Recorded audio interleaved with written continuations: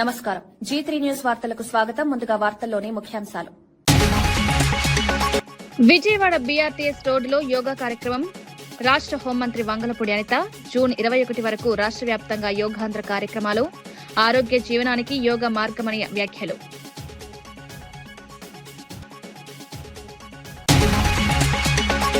తెలంగాణ ప్రయోజనాల విషయంలో సీఎం రేవంత్ రెడ్డి విఫలమయ్యారని హరీష్ రావు విమర్శ. పాలమూరు ప్రాజెక్టుకు ఆమోదం ఇస్తేనే బనకచర్లకు ఒప్పుకుంటామని వ్యాఖ్య. కృష్ణా జలాల అంశంలో తెలంగాణ హక్కులను ప్రభుత్వం కాపాడలేదని ఆరోపణ.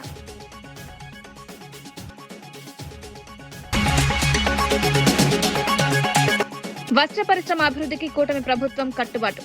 గుంటూరులో ఏపీ టెక్స్టైల్స్ మిల్స్ అసోసియేషన్ సర్వసభ సమావేశంలో పాల్గొన్న మంత్రి పెమ్మసాని. రాష్ట్రంలో టెక్స్టైల్ రంగం 75,000 మందికి ఉపాధి.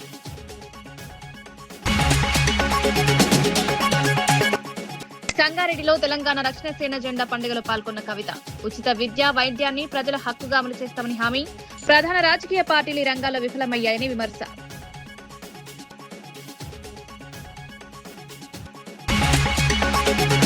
సంగారెడ్డి జిల్లా కేంద్రంలో తెలంగాణ రక్షణ సేన పార్టీ ఆధ్వర్యం నిర్వహించిన జెండా పండుగ కార్యక్రమంలో పార్టీ అధినేత కల్వకుంట్ల కవిత పాల్గొని జెండాను ఆవిష్కరించారు. అనంతరం జరిగిన సభలో ఆమె ఉచిత విద్య, ఉచిత వైద్యం, జిల్లా అభివృద్ధి అంశాలపై మాట్లాడారు. పేద మధ్యతరగతి ప్రజల శ్రేయస్సు కోసం తెలంగాణ రక్షణ సేన పార్టీని స్థాపించినట్లు చెప్పారు. గత 3 దశాబ్దాలుగా అధికారంలో ఉన్న ప్రధాన రాజకీయ పార్టీలు నాణ్యమైన విద్య, వైద్య సేవలు అందించడంలో విఫలమయ్యాయని విమర్శించారు. తమ ప్రభుత్వం అధికారంలోకి వస్తే ఉచిత విద్య, ఉచిత వైద్యాన్ని ప్రజల హక్కుగా అమలు చేస్తామని హామీ ఇచ్చారు.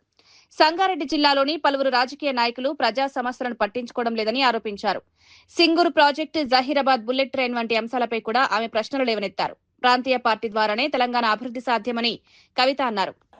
ముఖ్యంగా సంగారెడ్డి యూత్ కి, మహిళలకు నేను విజ్ఞప్తి చేస్తున్నా, నీకు మన ప్లేస్ యొక్క హిస్టరీ తెలవాలి. చరిత్ర తెలుసుకున్నోడే భవిష్యత్తును నిర్మించగలుగుతాడని చెప్తారు.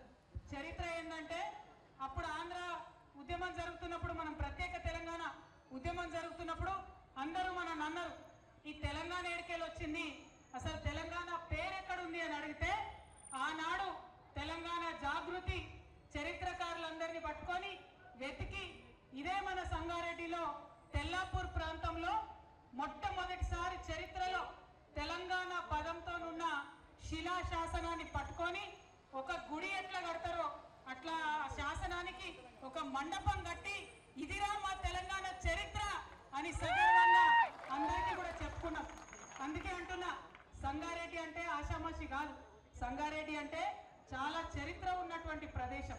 మరి అటువంటి సంగారెడ్డిలో పుట్టినందుకు మీరు ఇవాళ మీతో పాటు ఇక్కడ తెలంగాణ రక్షణ సేన జెండా ఎగరేస్తున్నందుకు నేను సంగారెడ్డి నేల తల్లికి శిరస్సు వంచి నమస్కారాలు తెలియజేస్తున్నా, ప్రణమిలుతున్నా.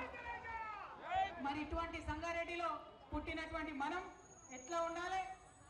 టైగర్ లెక్క ఉండాలి. మన హక్కుల కోసం, మన ప్రజల కోసం, మన ఉద్యోగాల కోసం, మన వనరుల కోసం, మనకు రావాల్సిన ప్రతి ఒక్క అంశం కోసం పిడికిలి బిగించి కొట్లాడడానికి సిద్ధంగా ఉండాలి. మరి ఇవాళ అట్లా కొత్తగా మీతో పాటు కలిసి కొట్లాడతామని తెలంగాణ రక్షణ సేనను ముందుండి నడిపించడానికి మాజీ జిల్లా పరిషత్ చైర్మన్ గారు బాలయ్య గారు ఇవాళ ఇక్కడికి వచ్చినారు. వారు సంగారెడ్డి జిల్లా ఇన్ఛార్జిగా ఉన్నారు. వారి నాయకత్వంలో ఈ కార్యక్రమం ఏర్పాటు చేసుకున్నాం. మరి సంగారెడ్డి పట్టణంలో తమ్ముడు దయాకర్ రెడ్డి గారు, సంఘమిత్ర గారు ముందుండి ఇగో ఈ జెండా పట్టుకుంటాం, తెలంగాణను సమూలంగా మార్పు తెచ్చుకుంటామని చెప్పి. ఇవాళ తెలంగాణలో రకరకాల పార్టీలు ఉన్నాయి. బీజేపీ ఉంది, కాంగ్రెస్ ఉంది, భారత రాష్ట్ర సమితి ఉన్నది. మరి ఇంకో కొత్త పార్టీ ఏమవసరమని మీరు వెళ్ళినప్పుడు ప్రజలు మిమ్మల్ని అడుగుతారు. అడిగినప్పుడు మీరు ఒకటే చెప్పండి, ఎన్ని పార్టీలు ఉన్నా కూడా ఇవాళ ఎవరినన్నా పిల్లల్ని చదివించుకుందామంటే, ప్రైవేట్ స్కూల్కి పోదామంటే ఫీజులు కట్టలేని పరిస్థితిలో పేద మధ్యతరగతి వాళ్ళు ఉన్నారు. సర్కార్ స్కూల్కి పోదామంటే స్కూల్ ఉంటే టీచర్ ఉండదు, టీచర్ ఉండే బల్పం ఉండదు అన్నటువంటి పరిస్థితి సర్కార్ స్కూళ్ళలో ఉన్నది. మరి ఎట్లా చదివించుకోవాలి పేదవాళ్ళు పిల్లల్ని? 3 పార్టీలు ఉన్నాయి, కరెక్టే. పార్టీకి కార్యకర్తలే మూలమని మాజీ మంత్రి తలసాని శ్రీనివాస్ యాదవ్ అన్నారు. తెలంగాణ భవన్ లో నిర్వహించిన గోషామహల్ నియోజకవర్గ స్థాయి బీఆర్ఎస్ సమావేశంలో ఆయన పాల్గొన్నారు. పార్టీ కోసం కష్టపడి పనిచేసే వారికి గుర్తింపు, సముచిత స్థానం లభిస్తుందన్నారు. కేసీఆర్ పాలనలో గోషామహల్ నియోజకవర్గంలో అనేక అభివృద్ధి పనులు జరిగాయని గుర్తు చేశారు. బోనాల ఉత్సవాలకు నిధులు ఇచ్చిన చరిత్ర కేసీఆర్దేనన్నారు. రాష్ట్రంలో ప్రజలు అనేక సమస్యలతో ఇబ్బందులు పడుతున్నారని, ప్రభుత్వం ఇచ్చిన హామీల అమలుపై ప్రజలతో కలిసి పోరాడాలని కార్యకర్తలకు సూచించారు. ప్రత్యేక ఓటర్ సవరణ కార్యక్రమంలో అప్రమత్తంగా ఉండాలని, 18 సంవత్సరాలు నిండిన వారిని ఓటర్లుగా నమోదు చేయాలని కోరారు. ఇప్పుడు కూడా చేయాలనేది కూడా లేదు. డిజిటల్ మెంబర్షిప్ కాబట్టి మీరు జాగ్రత్తగా లాస్ట్ టైం లాగా పుస్తకాలు ఏది పడితే అది రాసినట్టు కాదు, మంచి చేయండి. ఎవరు బ్రహ్మాండంగా చేయగలిగితే అందరూ కలిసి బ్రహ్మాండంగా చేయండి, అభ్యంతరం ఏం లేదు. మీకు అన్నిటికంటే ప్రధానమైనది రేపు కార్పొరేషన్ ఎలక్షన్ వస్తే కూడా ఇప్పుడు మీ నియోజకవర్గంలో ఎవరైతే అమలు చేస్తున్నారో నో క్యాండిడేట్, నేను క్యాండిడేట్, ఎవరి క్యాండిడేట్ కాదు. ఎవరైతే బలంగా తిరిగి ప్రజలలో మన్ననలు పొందుతారో వాళ్ళే క్యాండిడేట్లు అవుతారు. ఇంతకుముందులాగా వాళ్ళకి పొట్టు పెట్టి పిలవాలనేది కూడా పార్టీకి లేదు. ఎందుకంటే కొంతమంది పోయేటోళ్ళు పోతుంటారు, వచ్చేటోళ్ళు వస్తుంటారు. తెలంగాణ ఉద్యమ చరిత్ర ఉండి ఒక రాష్ట్రాన్ని సాధించినటువంటి కేసీఆర్ గారి పార్టీ దీనికి సాగు ఉండదు. ఇది పోయేటోడు పోతూనే ఉంటాడు, వచ్చేటోడు వస్తూనే ఉంటాడు. చాలా మంది ఏంటంటే ఆ బస్తీలా, డివిజన్లా, ఏరియాలు ఏమనుకుంటారంటే నేనే సీనియర్ లీడర్ని, నేను ఉంటేనే పార్టీ ఉంటుంది, నేను చెప్పిందే, నాకు నిద్రకి లేచిందే, నేను చెప్పినప్పుడే మీటింగ్ జరగాలి, లేకపోతే లేదు, హైకమాండ్ కూడా నా చూపులో ఉండదు అనుకుంటారు. నీ ఇంటి పక్కనే 10 మంది తయారవుతారు. ఆ విషయం వాళ్ళు మర్చిపోండి. రాజకీయాలలో నేను గోషామహల్ నియోజకవర్గంలో ఏం చేయలేదు మీరు చెప్పండి. 30 సంవత్సరాల చరిత్రలో ఏ ప్రభుత్వాలు చేయనటువంటి కార్యక్రమాలు చేసినాం. తూర్పేటలో డబుల్ బెడ్రూమ్ ఇల్లు కట్టించినాం, కోడిక కబ్బర్లో డబుల్ బెడ్రూమ్ ఇల్లు కట్టించినాం, కట్టల్ మండిలో కట్టించినాం, మురుదార్ బాగ్లో కట్టించినాం. ఉస్మాన్ గారి దగ్గర వర్షాలు వస్తే ఏ భయంకరమైన పరిస్థితి ఉంటుందో దాన్ని ఆ మెయిన్ రోడ్ మీద ఉన్నటువంటి షాప్ తొలగించి దాన్ని ఒక ఫ్లైఓవర్ మాదిరి చేసి కిందికైనా వాటర్ ఫ్రీగా పోయేటట్టు మేము వయా గౌరీగూడ నుంచి గురుద్వార గౌరీగూడ ప్రాంతాల నుంచి ఇబ్బంది లేకుండా ఒక మేజర్ కార్యక్రమాలు చేసినాం. అదేవిధంగా శాఖరవాడి ఉన్న రోడ్ పడిపోతే దగ్గర నుండి ఆ కార్యక్రమాలు చేసినాం. ఈరోజు హైదరాబాద్ రాష్ట్రం, దేశం ఎక్కడైనా కానీ బేగం బజార్ మచ్చి మార్కెట్ అంటే ఎవరు పట్టించుకోలేదు. 10 కోట్ల రూపాయలు పెట్టి అద్భుతమైనటువంటి మచ్చి మార్కెట్ కట్టించి మనం మీకు చుడి బజార్ ప్రాంతంలో బిగ్గర్ సెక్షన్ హౌసింగ్ ఇంతకుముందే తప్పుడు చెప్పాడు, ఏదో అది పెన్షన్ పడిపోతున్నాయి అని చెప్పి. అదేవిధంగా బస్తీ దవాఖానా మీకు తూర్పేటలో కానివ్వండి, అనేకమైన గన్పౌండర్లో కానివ్వండి, మరి అదేవిధంగా బేగం బజార్ ప్రాంతంలో కానివ్వండి, బేగం బజార్లో సీలోని ఇంటి దగ్గర ఒక కమ్యూనిటీ హాల్ కూడా కట్టించినాం, అద్భుతమైనటువంటి కమ్యూనిటీ హాల్. ఇట్లా చెప్పుకుంటూ పోతే ఉస్మానియా హాస్పిటల్ పక్కన ఆ డ్రైనేజీ ప్రాబ్లం ఉంటే దాన్ని పర్మనెంట్గా సాల్వ్ చేసినాం. అదేవిధంగా అక్కడ బాత్రూమ్ లో ప్రాబ్లం ఉంటే విజయవాడ బీఆర్టీఎస్ రోడ్డులో పోలీస్ థీమ్ తో నిర్వహించిన యోగా కార్యక్రమం ఆకట్టుకుంది. ఈ కార్యక్రమంలో రాష్ట్ర హోంమంత్రి వంగలపూడి అనిత పాల్గొన్నారు. జూన్ 21 అంతర్జాతీయ యోగా దినోత్సవం వరకు రాష్ట్ర వ్యాప్తంగా యోగాంధ్ర కార్యక్రమాలు కొనసాగనున్నట్లు తెలిపారు. యోగా ఆరోగ్యకరమైన జీవనశైలికి మార్గమని, ప్రతి ఒక్కరూ దాన్ని రోజువారీ జీవితంలో భాగం చేసుకోవాలని సూచించారు. శారీరక దృఢత్వంతో పాటు మానసిక ప్రశాంతతను కూడా యోగా అందిస్తుందన్నారు. ఒత్తిడిని అధిగమించడంలో యోగా కీలక పాత్ర పోషిస్తుందని హోంమంత్రి అనిత వివరించారు. మనం నెక్స్ట్ జనరేషన్స్ కి అందించాలని ఒక ముఖ్య ఉద్దేశంతో గౌరవ ప్రధానమంత్రి గారు ఐక్యరాజ్య సమితిలో తీసుకున్న ఒక నిర్ణయం, దానికి ప్రపంచ దేశాల తాలూకా ఆ రోజు మద్దతు మనందరికీ కూడా తెలుసు. దానిలో భాగంగానే ఈ రోజు ప్రత్యేకంగా యోగా డేని సెలబ్రేషన్స్ ని 14 రోజులు చేయాలని మన ఆంధ్రప్రదేశ్ రాష్ట్ర గవర్నమెంట్, ఎన్డీఏ కూటమి గవర్నమెంట్ ఈ రోజు నిర్ణయం తీసుకొని దానిలో భాగంగా ఈ రోజు నుంచి స్టార్ట్ చేసాం. ఈ రోజు కూడా విజయవాడ కమిషనరేట్ లో ఈ రోజు పోలీస్ థీమ్ కింద ఈ రోజు ఒక యోగా డే సెలబ్రేట్ చేసుకున్నాం. దానికి వేదికగా విజయవాడ కమిషనరేట్ ముఖ్యంగా రాజశేఖర బాబు గారు దీనికి ఇనిషియేషన్ తీసుకుని ఇక్కడున్న అందరి సహాయ సహకారాలతో ఈ రోజు ఒక మంచి కార్యక్రమాన్ని ఏర్పాటు చేసుకుని అందరి చేత కూడా యోగా చేయించడం జరిగింది. టీడీపీ నేత జేసీ ప్రభాకర్ రెడ్డి మరోసారి పోలీస్ అధికారులపై ఆగ్రహం వ్యక్తం చేశారు. గతంలో ఏఎస్పీ రోహిత్ కుమార్ చౌదరిపై చేసిన వ్యాఖ్యలు వివాదాస్పదంగా మారిన విషయం తెలిసిందే. తాజాగా ఎస్ఐలు, సీఐలకు కూడా హెచ్చరికలు జారీ చేయడం రాజకీయ వర్గాల్లో చర్చకు దారితీసింది. ప్రజా సమస్యల పరిష్కారంలో అధికారులు బాధ్యతగా వ్యవహరించాలని అన్నారు. అధికారుల తీరు పట్ల అసంతృప్తి వ్యక్తం చేస్తూ పలువురు పోలీస్ అధికారులను ఉద్దేశించి వ్యాఖ్యలు చేశారు.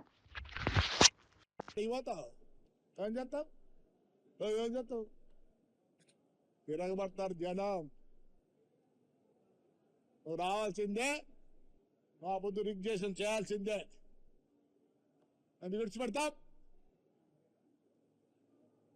ఏంటిగా dress to protect people, to protect people.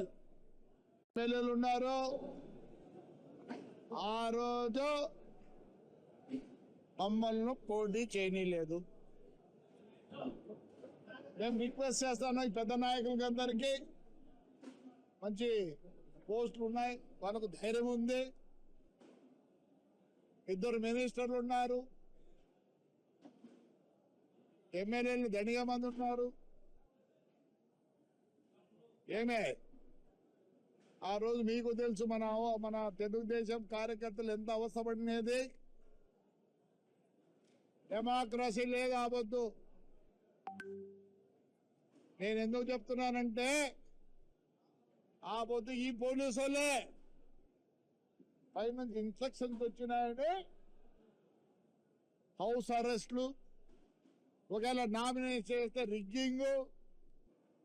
అందుకే నేను కోరుతాను, మా హయాంలో ఈ ఎలక్షన్ జరిగింది, దాంట్లో కొందరు యునానిమస్ అయినారు. అక్కడ యునానిమస్ కావాల్సిందే. పోటీ పడిన చాట రిగ్గింగ్ చేసినారు. ఆడ రిగ్గింగ్ చేయాల్సింది ఎవరు? పోలీసు వాళ్ళు చెప్పిన 2 పేర్లు చెప్పిన అన్నీ ఉన్నాయి. ఎట్లా చైతన్య ఇంకా సస్పెండ్ అయిపోతే కూడా రాలే. జస్వాల్ కేసులో ఎవరు లోపల ఉన్నారు? పోలీసు వాళ్ళు. ఎవరున్నారు లోపల? మేము లేమే, వీళ్ళున్నారు. ప్రజల్ని కాపాడండి. పేపర్లలో చూస్తాను నేను ఏమన్నా గబ్బు. మీరు అనుకుంటారేమో నీ కొడుకు ఎస్ఐ గాని సిఐ గాని కాలేడు. వాడికి మాకు వచ్చిన ప్రాబ్లమ్స్ వానికి వస్తే ఎవరు సేవ్ చేసేది? ఈ దేశంలో law and order done by the police. ఇవన్నీ తప్పితే మాకుండింది కోర్టులు, దాని తర్వాత రెవెన్యూ. ఈరోజు పేపర్లో ఉంది, మద్రాస్ హైకోర్టులో ఒకడు ఎమ్మెల్యే వేస్తే వాడిని డిస్మిస్ చేసినారు 2010లో. జడ్జిమెంట్ ఈరోజు వచ్చింది. 10లో జరిగితే జడ్జిమెంట్ ఈరోజు వచ్చింది. అంటే 10, 20, 26 జడ్జిమెంట్ వచ్చింది. ఎవరు సార్ సేవ్ చేసేది? మాట్లాడటోళ్ళని 94 కేసులు సార్ జైలు వచ్చిన ఉంటే చేయండి. ఇది ఎన్ని ఉన్నాయి పార్ట్స్? ఈ పార్టుకు, ఈ పార్టుకు, ఈ పార్టుకు, ఈ పార్టుకు, ఈ దానికి, దీనికి చేసి 96 కేసులు చేసినారు. ఏం కాదులేండి.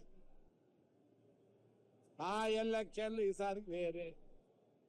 నేను ఎట్లా పోతున్నా నీ రీప్లేస్మెంట్కి ఎలక్షన్ టైంలో ఉండదలుచుకోలే. కార్యకర్తలు సరిగ్గా లేరు. కేంద్ర మంత్రి కిషన్ రెడ్డిపై భువనగిరి ఎంపీ చామల కిరణ్ కుమార్ రెడ్డి తీవ్ర విమర్శలు చేశారు. కేంద్ర మంత్రిగా తెలంగాణకు చేసిన మేలేమిటో ప్రజలకు చెప్పారని డిమాండ్ చేశారు. మ్యాచ్ ఫిక్సింగ్ రాజకీయాలు మానుకుని రాష్ట్ర అభివృద్ధి ప్రాజెక్టులకు కేంద్రం అందిస్తున్న సహకారంపై స్పష్టతనివ్వాలని కోరారు. రేవంత్ ప్రభుత్వం కోరుతున్న సహకారానికి అడ్డంకులు సృష్టిస్తున్నారని ఆరోపించారు. ప్రజల ప్రయోజనాల కంటే రాజకీయ లాభాలపైనే ఎక్కువ ఆసక్తి చూపుతున్నారని మండిపడ్డారు. మిమ్మల్ని ఎందుకంటే మీరు ఒక క్యాబినెట్ ర్యాంకులో ఉన్నారు. ఈరోజు మీరు పుట్టింది బీజేపీలనే, చనిపోయేది బీజేపీలని మీరే అంటారు. పుట్టినప్పటి నుంచి మెట్టినప్పటికీ ఏదో ఒకటి చేయాలి కదా. ఒక సామాన్య కుటుంబం నుంచి మిమ్మల్ని తెలంగాణ ప్రజలు ఈ స్థాయికి తెచ్చిర్రు. మీరు ఏ పార్టీలో పుట్టిరు, ఏ పార్టీలో పోయేది అనేది సమాజానికి సంబంధం లేదు. మీరు ఏ పార్టీలో పుట్టినా, ఏ పార్టీలో పోయినా ఈ మధ్యన మీకు వచ్చే అధికారం ఇచ్చినటువంటి ప్రజల కోసం ఏం చేసిర్రు? ఈ తెలంగాణలో 10 సంవత్సరాలలో కేసీఆర్ దోచుకపోతుంటే ఢిల్లీలో కూర్చొని నిమ్మకు నీరెత్తినట్టు ఎందుకుర్రు? మీ మీద ఏం ప్రెజర్ ఉంది? ఇవాళ మిమ్మల్ని కాంగ్రెస్ పార్టీకి అడ్రస్ ఉందా, అడ్రస్ లేదా అనేది తెలంగాణ ప్రజలు చేసినటువంటి ఓటింగ్ వల్లనే ఈరోజు ముఖ్యమంత్రి అయ్యారు రేవంత్ రెడ్డి గారు. ఈరోజు మీరు కూడా బీజేపీ పార్టీలో గతంలో బీజేపీ పార్టీ అధ్యక్షుడిగా ఉండి మీరు ముఖ్యమంత్రి ఎందుకు కాలేదంటే ఇక్కడ ప్రజలకు మ్యాచ్ ఫిక్సింగ్ పాలిటిక్స్ అంటే ఇంట్రెస్ట్ ఉండదు. ఏదున్నా స్ట్రైట్గా చేయాలి పాలిటిక్స్, ప్రజల కోసం పోరాటం చేయాలి. ఇలా మేము అడిగేది ఏంది? ఒడ్లు ఏదైతే ఈరోజు 66 లక్షల ఎకరాలలో సాగు నడిచింది, అత్యధిక దిగుబడి వచ్చింది కాబట్టి సెంట్రల్ గవర్నమెంట్ ఒడ్లు, మొక్కజొన్నలు అన్ని ఏదైతే ఉత్పత్తి ఇక్కడ జరుగుతున్నటువంటి ఉత్పత్తిని ప్రభుత్వమే కొంటుంది కాబట్టి ప్రజల కోసము, రైతుల కోసము దాన్ని మీకు సహకరించమంటారు. రేవంత్ రెడ్డి గారు కాళ్ళల్లో కర్రలేయకండి, వీలైతే సహకరించండి. మెట్రో, తర్వాత RRR, మూసి రిజర్వేషన్ లాంటి వాటికి సహకరించమని అడుగుతున్నారు. మీరు ఎక్కడ పుట్టిర్రు, ఎక్కడ చచ్చిపోతారు, ఏ పార్టీలా మిమ్మల్ని ఎవడు ఆపలేడు, ఎవడికంత ధైర్యం లేదు. ఈ విషయాలు రేవంత్ రెడ్డి గారు మిమ్మల్ని ఛాలెంజ్ చేస్తలేడు. రేవంత్ రెడ్డి గారు డైరెక్ట్ గా మీకు ఏం చెప్తుందంటే, ఒక సెంట్రల్ మినిస్టర్ గా తెలంగాణ ప్రజలు మిమ్మల్ని ఈ స్థాయికి తీసుకొచ్చారు కాబట్టి ఒక చిన్న యూత్ ఏముంది BJYM నుంచి అంటే భారతీయ జనతా పార్టీలో యువ విభాగం నుంచి ఈ స్థాయికి వచ్చారు కాబట్టి మీరు ప్రజల కోసం మంచి చేయాలని కోరుకుంటున్నాం. దానికి సమాధానం చెప్పకుండా నన్ను ఆపేటోడే లేడు, నన్ను ఆపేంత ధైర్యం ఎవరికి లేదు, నేను అందరి లెక్క పార్టీలు మారలేదు, కాంగ్రెస్ పార్టీకి అడ్రస్సే లేదు, ప్రధానమంత్రి రాహుల్ గాంధీ కాడు, ఈ పార్టీకి భవిష్యత్తు లేదు, ఇవన్నీ మీరు ఏమంటారు? మీరు రానున్న రోజులలో జాతకాలు చెప్పమంటలేము, జరిగేదాన్నే చెప్పమని కోరుకుంటున్నాం కిషన్ రెడ్డి గారు. ఆంధ్రప్రదేశ్ లో విద్యా ప్రమాణాల మెరుగుదలకు ప్రభుత్వం కట్టుబడి ఉందని మంత్రి గుమ్మడి సంధ్యారాణి స్పష్టం చేశారు. సాలూరులోని జూనియర్ కళాశాలలో శిక్షణ పొందుతున్న నూతన ఉపాధ్యాయులను ఉద్దేశించి మాట్లాడిన ఆమె మెగా DSE నియామక ప్రక్రియను పూర్తిగా పారదర్శకంగా నిర్వహించామన్నారు. అర్హత, ప్రతిభ ఆధారంగానే ఉపాధ్యాయ పోస్టులు కేటాయించామని వివరించారు. విద్యార్థుల భవిష్యత్తును తీర్చిదిద్దడంలో ఉపాధ్యాయుల పాత్ర అత్యంత కీలకమన్నారు. ప్రభుత్వ లక్ష్యాలకు అనుగుణంగా ఉత్తమ విద్యా ఫలితాలు సాధించేలా కృషి చేయాలని ఉపాధ్యాయులకు సూచించారు. ఇంజనీరింగ్ చేసో, MBBS చేసో, డిగ్రీ చేసో చేయాలి అంటే ఎవరు ఇంటర్ అయిన తర్వాత ఒకవేళ TTC చేసి ఉద్యోగం వచ్చేస్తే 19 ఏళ్ళకే వచ్చేస్తుంది నాకు తెలిసి. అది చంద్రబాబు నాయుడు గారు ముఖ్యమంత్రిగా ఉంటేనే 19 ఏళ్ళకి ఉద్యోగం వస్తుంది. DSE రెండుసార్లు తీస్తారు, మీ అందరూ కూడా తెలుసు. మొట్టమొదటిసారిగా చంద్రబాబు నాయుడు గారే DSEని 1996 లో 2 సార్లు తీశారు ఒకేసారి. అలాగా దాదాపుగా ప్రతిసారి చంద్రబాబు నాయుడు గారు ముఖ్యమంత్రిగా ఉండేటప్పుడే DSE తీయడం, ఎవరైతే నిజమైన అర్హులో వాళ్లకు మాత్రమే ఉద్యోగం ఇచ్చే ఏకైక ముఖ్యమంత్రి అంటే చంద్రబాబు నాయుడు గారు. ఆంధ్రప్రదేశ్ లో సుమారు 500 కిలోమీటర్ల మేర మ్యాజిక్ ట్రైన్ల నిర్మాణానికి ప్రభుత్వం ప్రణాళిక సిద్ధం చేస్తోందని ఎమ్మెల్సీ కొనిదెల నాగబాబు తెలిపారు. ఎన్టీఆర్ జిల్లా నందిగామ మండలంలోని సోమవరం గ్రామంలో ఏర్పాటు చేసిన పైలట్ ప్రాజెక్టును ఆయన పరిశీలించారు. భారీ వర్షాలు కురిసినా నీరు వేగంగా భూమిలోకి ఇంకిపోతుందని, దీంతో నీట మునిగే సమస్యలు తగ్గుతాయని స్థానికులు అధికారులకు వివరించారు. పరిసరాల్లో పరిశుభ్రత పెరుగుపడడంతో పాటు దోమల సమస్య కూడా తగ్గిందన్నారు. తక్కువ వ్యయంతో సమర్థవంతమైన ఫలితాలిస్తున్న ఈ నమూనాను రాష్ట్ర వ్యాప్తంగా విస్తరించే అవకాశాలను ప్రభుత్వం పరిశీలిస్తోందని నాగబాబు తెలిపారు. 16% of original cost. So original గా మామూలు డ్రైన్స్ కి కాస్ట్ లో 16-15% అయిపోతుంది. సో వెరీ ఇంటెలిజెంట్ ఐడియా అది. అంటే ఒక నాయకుడు అనుకొని ఇలా చేయాలి అనుకుంటే ఆయనతో పాటు ప్రయాణించే స్టాఫ్ కూడా అంత ఎఫెక్టివ్ గా పనిచేస్తారంటానికి ఇది ఒక ఎగ్జాంపుల్.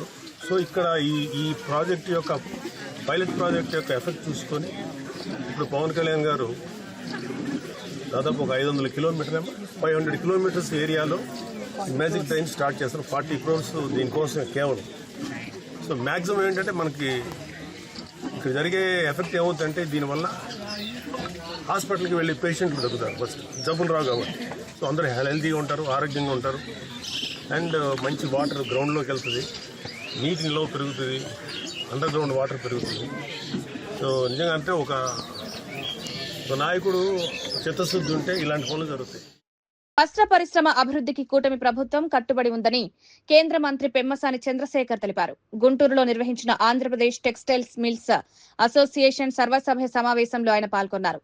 రాష్ట్ర ఆర్థికాభివృద్ధిలో టెక్స్టైల్స్ రంగం కీలక పాత్ర పోషిస్తుందని, దాదాపు 75,000 మందికి ఉపాధి కల్పిస్తోందన్నారు. పరిశ్రమ విస్తరణ, పోటీతత్వం పెంపు కోసం కేంద్ర రాష్ట్ర ప్రభుత్వాలు సహకరిస్తాయని హామీ ఇచ్చారు. అసోసియేషన్ ప్రతినిధులు ప్రస్తావించిన సమస్యల పరిష్కారానికి అన్ని విధాలా కృషి చేస్తామన్నారు. పెట్టుబడులు, ఉత్పత్తి, ఉపాధి అవకాశాల పెంపు కోసం ప్రభుత్వం, పరిశ్రమల మధ్య సమన్వయం అవసరమని పెమ్మసాని చంద్రశేఖర్ తెలిపారు. కూటమి ప్రభుత్వం రాకముందు వీళ్ళు కూడా బాగా ఇబ్బంది పడ్డారు. గవర్నమెంట్ వచ్చిన తర్వాత చంద్రబాబు నాయుడు గారు వీళ్ళకి రావాల్సినటువంటి దాదాపు ఒక 500 కోట్ల రూపాయల సబ్సిడీస్ ఇచ్చారు. వీళ్లలో ఇంకా కొన్ని ఉన్నాయి రిక్వైర్మెంట్స్. ఇవి కాకుండా సెంట్రల్ గవర్నమెంట్ లో కొన్ని కావాల్సినటువంటి ఉన్నాయి. టెక్నాలజీ అప్గ్రేడేషన్ ఫండింగ్ కొంత డిలే ఉంది. అదేవిధంగా వీళ్ళు కొన్ని ప్రాసెసింగ్ సెంటర్స్ అడుగుతున్నారు వాల్యూ యాడెడ్ ఎండ్ ప్రొడక్ట్స్ చేయడానికి. ఒక కేంద్ర సహాయ మంత్రిగా నాకున్న స్థాయిలో మిగిలిన డిపార్ట్మెంట్తో కోఆర్డినేట్ చేసుకొని ఈ చుట్టుపక్కల ప్రాంతంలో ముఖ్యంగా ఆంధ్రప్రదేశ్లో కాటన్ ఇండస్ట్రీ బాగా అభివృద్ధి చెందే విధంగా రైతులకి, అదేవిధంగా వ్యాపారులకి అందరికీ మంచిగా ఉండే విధంగా, ఉపాధి కలిగే విధంగా ఏ కార్యక్రమాలు చేయగలమో అవన్నీ కార్యక్రమాలు చేస్తానని సంపూర్ణ సహకారం అందిస్తామని తెలియజేసుకుంటూ సెలవు తీసుకుంటున్నాను. Thank you. కూటమి ప్రభుత్వం 2 ఏళ్లు పూర్తి చేసుకున్న సందర్భంలో తిరుపతి భారీ బహిరంగ సభ నిర్వహించనున్నట్లు టీడీపీ నేత నరసింహ యాదవ్ తెలిపారు. తిరుపతి ప్రెస్ క్లబ్ లో మీడియాతో మాట్లాడిన ఆయన జూన్ 7న దామినేడు వద్ద ఈ సభ జరగనుందన్నారు. కార్యక్రమానికి ముఖ్యమంత్రి నారా చంద్రబాబు నాయుడు, ఉప ముఖ్యమంత్రి పవన్ కళ్యాణ్, బీజేపీ రాష్ట్ర అధ్యక్షుడు మాధవ్ తో పాటు కూటమి పార్టీల ముఖ్య నేతలు హాజరు కానున్నట్లు వెల్లడించారు. గత 2 ఏళ్లలో ప్రభుత్వం చేపట్టిన అభివృద్ధి, సంక్షేమ కార్యక్రమాలను ప్రజలకు వివరించే వేదికగా ఈ సభ నిలవనుందన్నారు. కూటమి ప్రభుత్వ విజయాలను ప్రజల ముందుంచడంతో పాటు భవిష్యత్ కార్యాచరణపై కూడా నేతలు తమ అభిప్రాయాలను వెల్లడించనున్నట్లు నరసింహ యాదవ్ తెలిపారు. దీనికి సంబంధించి రాయలసీమకు సంబంధించి ఒక 4 జిల్లాలలో ఎవరైతే ప్రభుత్వ పరంగా ఇస్తున్న సంక్షేమ కార్యక్రమాలకు సంబంధించిన లబ్ధిదారులు ఉంటారో వాళ్ళందరూ కూడా ఈ యొక్క కార్యక్రమంలో, ఈ బహిరంగ సభలో పాల్గొనడం జరుగుతుంది. ఉమ్మడి చిత్తూరు జిల్లా, అదేవిధంగా అనంతపురం జిల్లా, కర్నూలు, అదేవిధంగా కడప జిల్లాలకు సంబంధించిన ప్రజాప్రతినిధులు కూడా ఈ బహిరంగ సభలో పాల్గొనడం జరుగుతుందని కూడా ఈ సందర్భంగా తెలియజేస్తూ, ఏదైతే ఎన్డీఏ కూటమి వచ్చిన తర్వాత సంక్షేమ ఫలాలు ఏవైతే అందిస్తూ ఉన్నామో దానికి సంబంధించి ఈ రాష్ట్రంలో ప్రభుత్వ పరంగా 3 బహిరంగ సభలు నిర్వహణకు ఈ నెల 12, అదేవిధంగా 9, 12, 15వ తేదీ విశాఖపట్నం, 12వ తేదీ విజయవాడ, తిరుపతిలో మొట్టమొదటి బహిరంగ సభ 9వ తారీఖు ఉదయం 10:30 గంటలకు ఇక్కడ స్టార్ట్ అవ్వడం జరుగుతుంది. దీనికి సంబంధించి ఒకసారి చూస్తే అనేక విధాలుగా కూడా ఈ రాష్ట్రంలో సంక్షేమ పథకాలు ఏవైతే బంజారాహిల్స్ లోని కళింగ కల్చరల్ సెంటర్ లో నిర్వహిస్తున్న జాతీయ చేనేత వస్త్ర ప్రదర్శన 2026 ను సెలబ్రిటీ లైవ్ హోస్ట్ అనుకృతి శర్మ ప్రారంభించారు. ఈ సందర్భంగా ప్రదర్శనలో ఏర్పాటు చేసిన వివిధ స్టాళ్లను సందర్శించిన ఆమె చేనేతకారులతో మాట్లాడి వస్త్రాల తయారీ విధానం, ప్రత్యేకతలను తెలుసుకున్నారు. చేనేత ఉత్పత్తులకు ఇప్పటికీ ఆదరణ తగ్గలేదని, యువత కూడా హ్యాండ్లూమ్ వస్త్రాలను ప్రోత్సహిస్తున్నారన్నారు. చేనేత కార్మికులకు మరింత చేయూత అందించాలని ఆమె కోరారు. నిర్వాహకులు జయేష్ గుప్తా మాట్లాడుతూ, ఈ నెల 14 వరకు జరిగే ప్రదర్శనలో దేశంలోని 14 రాష్ట్రాల నుంచి వచ్చిన కళాకారులు, చేనేతకారులు తమ ఉత్పత్తులను ప్రదర్శిస్తున్నారని తెలిపారు. Okay, come on madam.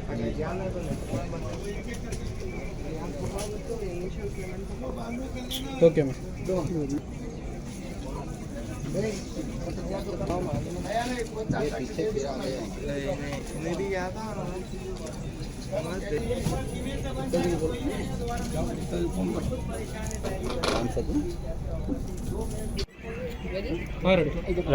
थोड़ा जोर से बोलो.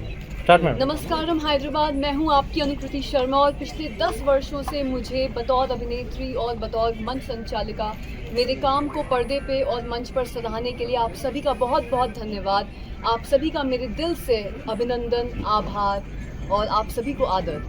रही बात नेशनल सिल्क एक्सपो की, हम सभी जानते हैं कि जब भारतीय संस्कृति की बात होती है तो भारत की परंपरा के अनुसार जो साड़ी है वो हमारी पारंपरिक वेशभूषा है। और आप लोग देखते ही हैं कि जब भी हमारे फैमिलीज़ में, घर परिवारों में कोई भी फैमिली फंक्शन होता है या कोई शादी ब्याह या कोई तीज त्योहार, तो आज के दिन में भी हमारी जो महिलाएं हैं, जो लड़कियां हैं, वो साड़ियां ही पहनना प्रेफर करती हैं। क्योंकि कहीं ना कहीं हम सभी मानते हैं कि जो भारतीय लड़कियां हैं, भारतीय महिलाएं हैं, वो साड़ी में सबसे ज़्यादा खूबसूरत दिखती हैं। और इसी बात को ध्यान में रखते हुए हर वर्ष पूरे इंडिया में और हैदराबाद में खास तौर से इस नेशनल सिल्क एक्सपो का आयोजन किया जाता है। मैं बताना चाहूँगी कि ये बहुत ही भव्य आयोजन है, बहुत ही भव्य समारोह है, और सिर्फ संख्याओं की वजह से नहीं, क्योंकि अगर मैं संख्याओं की बात करूं तो यहाँ देश भर से తెలంగాణ ప్రయోజనాల విషయంలో ముఖ్యమంత్రి రేవంత్ రెడ్డి అన్యాయం చేస్తున్నారని మాజీ మంత్రి హరీష్ రావు ఆరోపించారు. పాలమూరు ప్రాజెక్టుకు ఆమోదమిస్తే బనకచర్లకు తాము ఒప్పుకుంటామని సీఎం చెప్పడం ఆశ్చర్యకరమన్నారు. రాష్ట్రానికి 700 టీఎంసీల నీటి వాటా వస్తుందని నిపుణులు చెప్తుంటే తనకు 90 టీఎంసీలు చాలని సీఎం చెప్పడం తెలంగాణ హక్కులను తగ్గించే ప్రయత్నమని విమర్శించారు. నీటి వనరుల విషయంలో ప్రభుత్వం స్పష్టమైన వైఖరితో ముందుకు రావాలని, రాష్ట్ర ప్రయోజనాలను కాపాడాలని హరీష్ రావు డిమాండ్ చేశారు. 90 టీఎంసీలు మనవే, 45 టీఎంసీలు మైనర్ ఇరిగేషన్, 45 టీఎంసీలు మన హక్కుగా రావాల్సిందే. అది ఆల్రెడీ 80లో పైన కర్ణాటకకు 14 అనుమతి ఇచ్చేసిండ్రు, 21 మహారాష్ట్రకు అనుమతి ఇచ్చేసిండ్రు. ఈ 45 మనకి ఇచ్చి తీరాల్సిందే. ఇన్ఫ్యాక్ట్ ఆ విషయం ఇప్పుడు ట్రిబ్యునల్ ముందు ఉంది. మొన్న బ్రిజేష్ కుమార్ ట్రిబ్యునల్ ముందు మన అడ్వకేట్లు వాదన వినిపిస్తుంటే బ్రిజేష్ గారు బెంచ్ మీద నుంచే అన్నాడు, ఆ 45 మీయే కదండి, నాగార్జున సాగర్ పైన ఉండే భూభాగం తెలంగాణదే కదండి, మీ పరివాహక ప్రాంతమే కదా, ఆ నీళ్లు మీయే కదా, దానికి మళ్ళీ ట్రిబ్యునల్కి ఎందుకు వచ్చిండ్రు అనేటువంటి కామెంట్ కూడా బ్రిజేష్ గారు చేసిండ్రు. సరే, అప్పటి కేంద్ర ప్రభుత్వం కేసీఆర్ గారి పోరాటం వల్ల, కేసీఆర్ గారి ప్రయత్నం వల్ల ఇవాళ ఈ విషయాన్ని ట్రిబ్యునల్కు రెఫర్ చేసిండ్రు. మొత్తం రీడిస్ట్రిబ్యూషన్ ఆఫ్ కృష్ణా వాటర్ 811 పాతై, కొత్తగా బ్రిజేష్ గారు ఇచ్చినటువంటి 194, రెండు కలిపితే 1005 టీఎంసీలు. ఆ 1005ను రీడిస్ట్రిబ్యూట్ చేయండి, ఈ 45 కూడా తెలంగాణకి ఇచ్చే విషయాన్ని కూడా బ్రిజేష్ కుమార్ ట్రిబ్యునల్ ముందుకు పోయింది. 1005 ప్లస్ 45 అంటే 1050 టీఎంసీలను ఇప్పుడు ట్రిబ్యునల్ డిసైడ్ అయిపోతూ ఉంది. అయితే ఇక్కడ మన నీళ్లు మనం తీసుకోవడానికి ఇంత స్పష్టంగా ఇవాళ ట్రిబ్యునల్ ముందు కూడా ఏమైంది, 1050 టీఎంసీలకు సంబంధించి 2 రాష్ట్రాల వాదనలు పూర్తయిపోయినాయి. ఏ నిమిషంలోనైనా, ఏ నెలలోనైనా ట్రిబ్యునల్ తీర్పు రాబోతా ఉంది. ఇవాళ అందరూ మేధావులు, నీటి రంగ నిపుణులు ఏం చెప్తున్నారు, ఈ 1050లో అధమంగా తెలంగాణకు 700 టీఎంసీలు వస్తాయి అనేటువంటి మాట రాష్ట్రం అందరూ కూడా చెప్తా ఉన్నారు, నిపుణులందరూ కూడా చెప్తా ఉన్నారు. 700 టీఎంసీలు మనకు వస్తుంటే ఈయన అంటాడు, మీరు ఎన్ఓసి ఇవ్వండి 90 టీఎంసీలకు, నేను ఇక మా గోదావరి నీళ్లు 139 టీఎంసీలు ఇడిచిపెట్టుకుంటా, సమ్మక్క సాగర్ 47 ఇడిచిపెట్టుకుంటా అంటే మొత్తం ఇటు కృష్ణకు నష్టం చేస్తుండు, అటు గోదావరికి నష్టం చేస్తుండు. ఇప్పుడు గోదావరి కృష్ణాలో కూడా ఏమవుతుంది, 90 టీఎంసీలు ఎన్ఓసి తెచ్చుకుంటే రేపు ఆంధ్రప్రదేశ్ పోయి ఈ 90 టీఎంసీలను ట్రిబ్యునల్ ముందు పెడితే నీకు వచ్చే 700 టీఎంసీల్లో 90 కట్ కావా? ఈ 90 నీకు హక్కుకు వచ్చేటియే, నీ 45 నీ మైనరే, ఈ 45 డైవర్షన్లో రావాల్సినవి. ఈ 90కి నువ్వు ఎన్ఓసి తీసుకుంటే రేపు కృష్ణా ట్రిబ్యునల్లో ఇంకో నెలకో, 2 నెలలకో, 3 నెలలకో వచ్చే అవార్డులో నీకు రావాల్సిన 68%.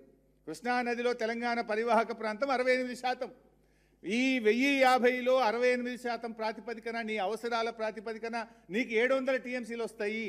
నువ్వు అనవసరంగా ఈ ఎన్ఓసి 90 తెచ్చుకుంటే ఏమవుతుంది, వచ్చే 700లో నీ 90 గాటపట్టు తీసుకోక నువ్వేదో సాధించినా అని గొప్పలు చెప్పేటువంటి ప్రయత్నం చేస్తూ ఉన్నావు.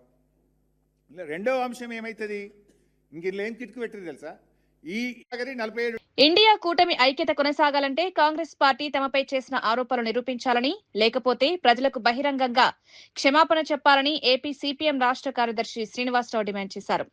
రాజకీయ ప్రయోజనాల కోసం భాగస్వామి పార్టీలపై నిరాధార విమర్శలు చేయడం సరికాదన్నారు.